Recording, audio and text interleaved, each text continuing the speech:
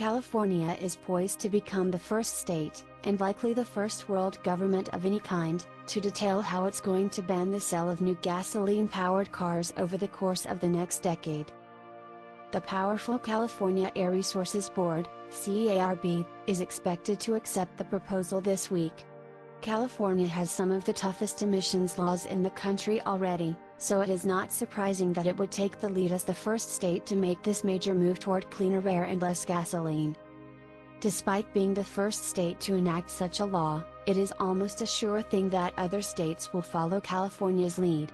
In the past, Colorado, Connecticut, Delaware, Maine, Maryland, Massachusetts, New Jersey, New York, Oregon, Pennsylvania, Rhode Island, Vermont, Virginia, and Washington have typically followed what CARB proposes.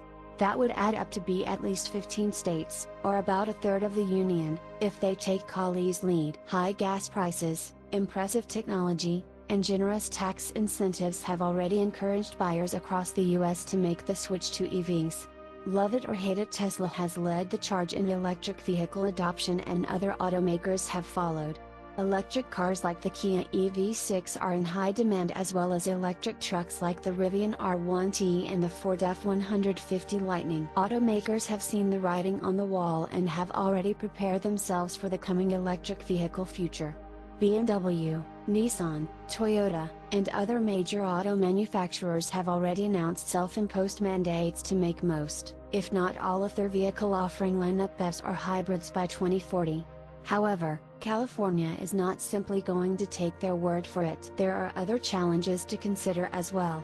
According to the Times report, John Bozzella, president of the Alliance for Automotive Innovation, thinks California's requirements will be extremely challenging for automakers to meet. Whether or not these requirements are realistic or achievable is directly linked to external factors like inflation, charging and fuel infrastructure, supply chains, labor, critical mineral availability and pricing, and the ongoing semiconductor shortage, said Bozzella in an email to the Times. It is unclear if a federal mandate will follow in the coming decade that would completely ban the sale of new fossil-fueled vehicles for the entire country by a certain date, but following California's lead and considering the focus on infrastructure from the Biden administration, it would not be unrealistic to consider the possibility.